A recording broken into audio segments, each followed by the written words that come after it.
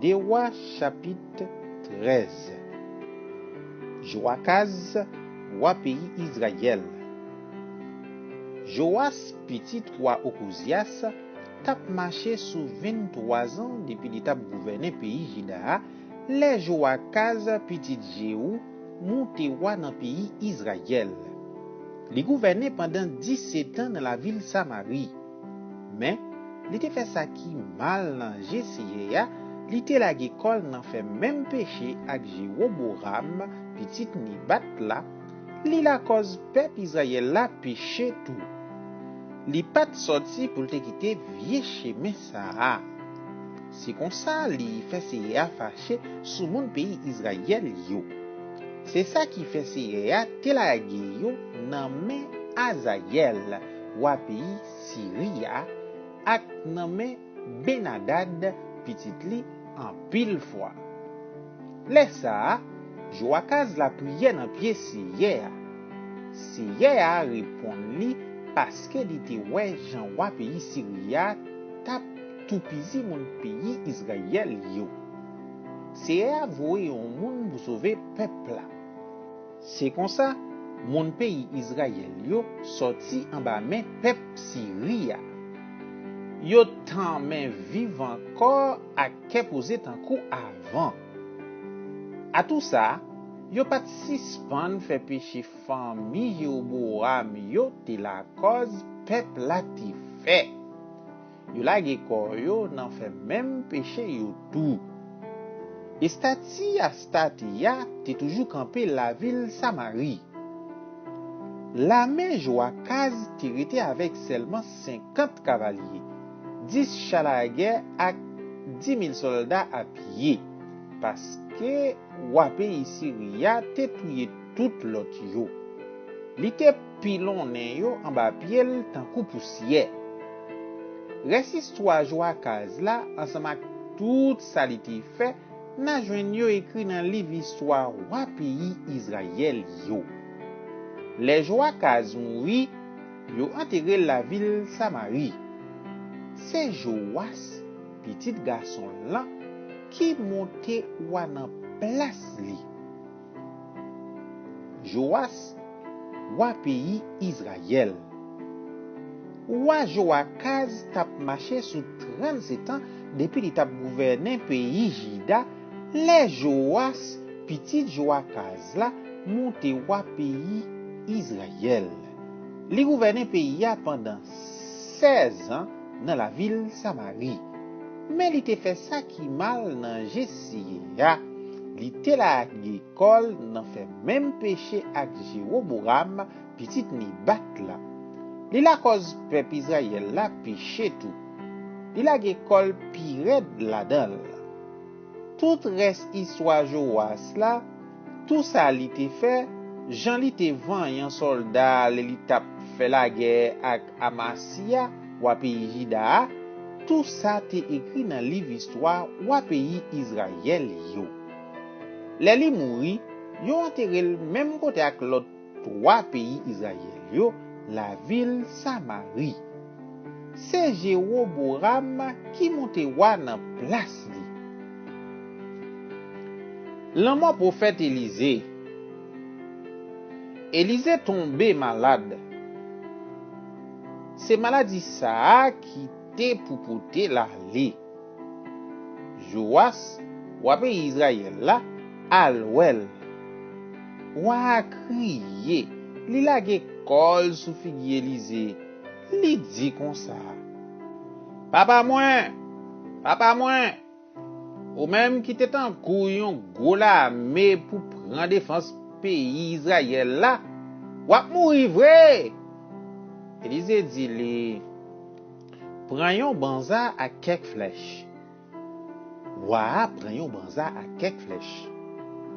Laisse ça, Élisée dit comme ça, pare ou pour tirer yon flèche. Pare. Élisée mettait main pâle sous main li dit, l'ouvri fenêtre qui baille sous soleil levé. L'ouvri fenêtre là, Élisée dit li, kounye ya tire. Wa tire flèche là. Laisse ça, Élisée parlait bien fort, il dit, mais flèche c'est à voyer pour bail de délivrance là. Flèche qui pral craser pays Syria. Ou pral bat moun Syrio la ville a fait que jou kwa fini ak yo. Après ça, Élisée dit, wa, prends l'autre flèche yo. Wa prend flèche yo. Élisée dit li, frappe yo à terre. Wa frappe yo à terre en 3 fois et puis li rete. Laisse ça, prophète la fâché sous li, li dit comme ça. C'est pour te frapper à terre 5 fois ou sinon 6 fois. Comme ça, ou ta bat moun pays Syrio, jou kou ta fini net ak yo.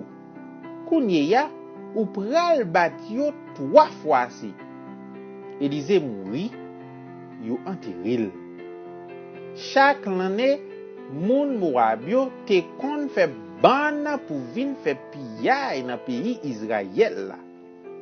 Yon le, moun pays Israël yo ta bral enterrer yon moun mouri. Yo wè yon ban moun Moab yo pressé la gi cadavre la nan tombe Élisée et puis yo met de yo.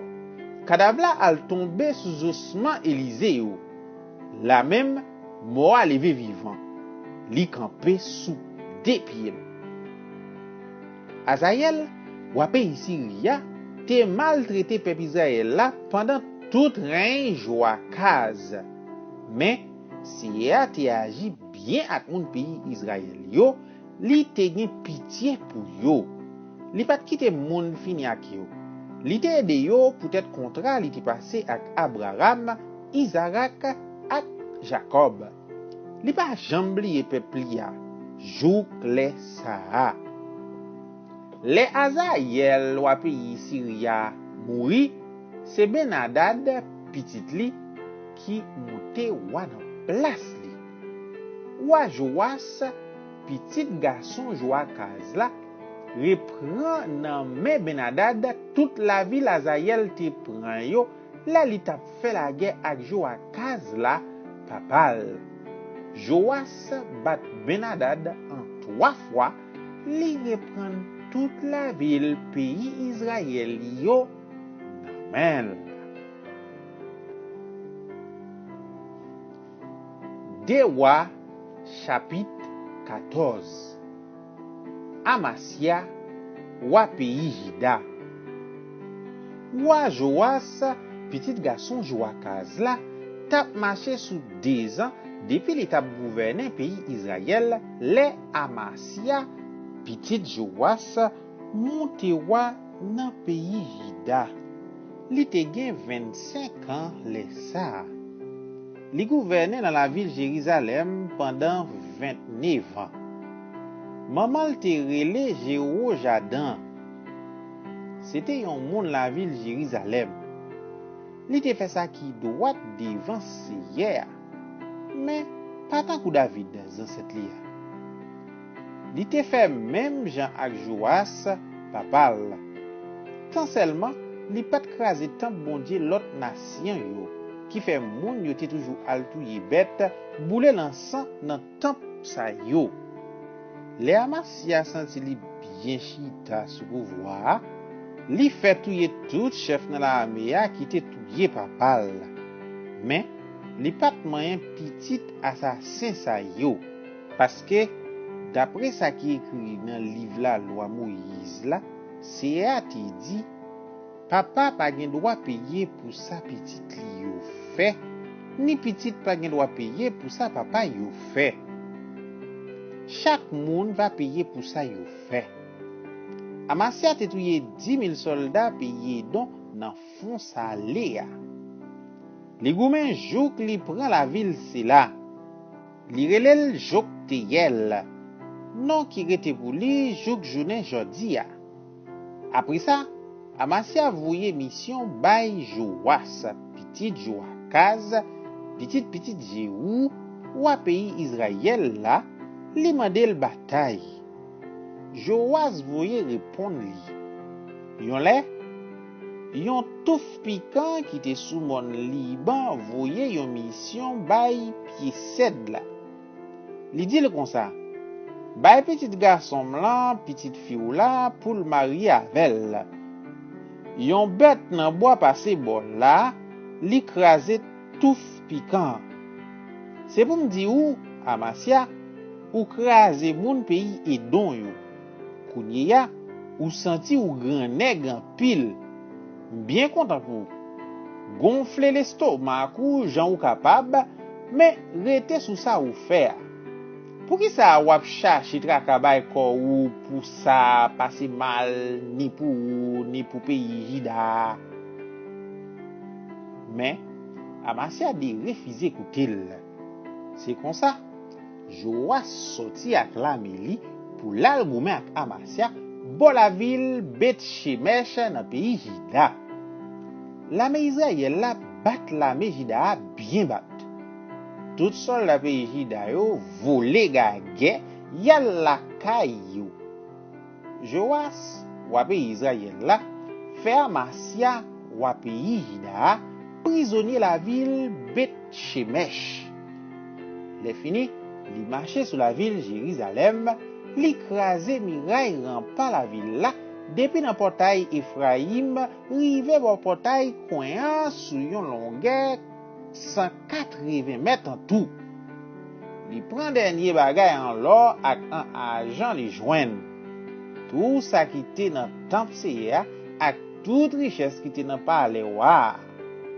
Li pote wa avec la ville Samarie sans compter quantité moun li te fait prisonnier sous condition.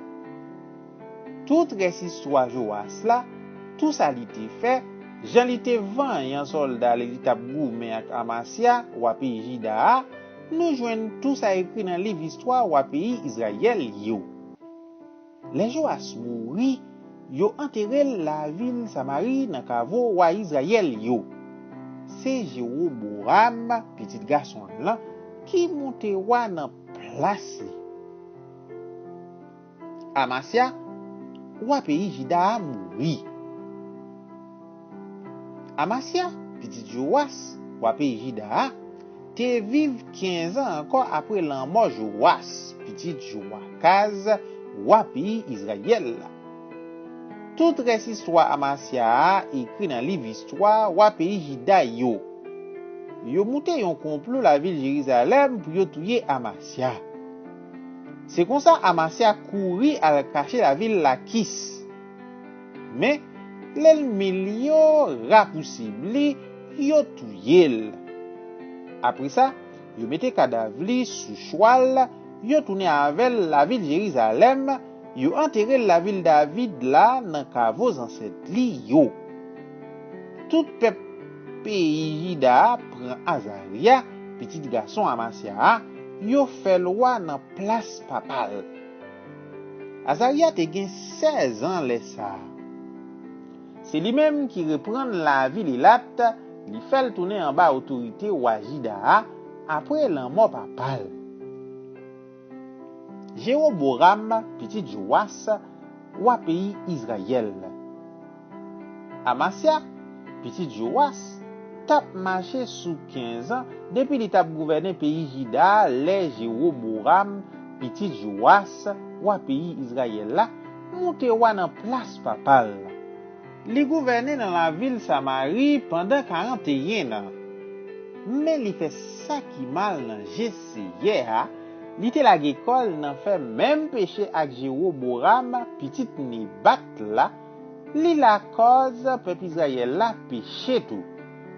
C'est Jéroboam qui reprend toute zone qui était pour pays Israël là depuis nan passe Amas là dans nord rive la même mouria dans sud Jean Seigneur bon Dieu peuple Israël là te bay Jonas serviteur là message là. Jonas sa petite Amitai te yon prophète la ville gâté fait. C'est te ouais Jean peuple Israël là tap souffri en pile. Tout monde, jeune garçon ou grand monde tap passé par yo. Pas de pièce monde pour porter au secours. C'est comme ça. Li voye Jéroboam, petit Joas là, pour venir délivrer yo, parce que c'est pas jam l'idée pour te disparaître yo sous la terre. Toute histoire Jéroboam là, tout ça li fait, Jean li te vanyan soldat, li tap fait la guerre, Jean li te fait la ville Damas ak la ville Mat sorti en bas men moun Jida yo, tourner en bas autorité wa Israël là, n'a joine tout ça écrit dans livre histoire wa Israël yo. Les Jéroboam mouri, yo enterré le même côté à tout roi Israël yo. C'est Zacharie, petit li, qui monte roi dans place li.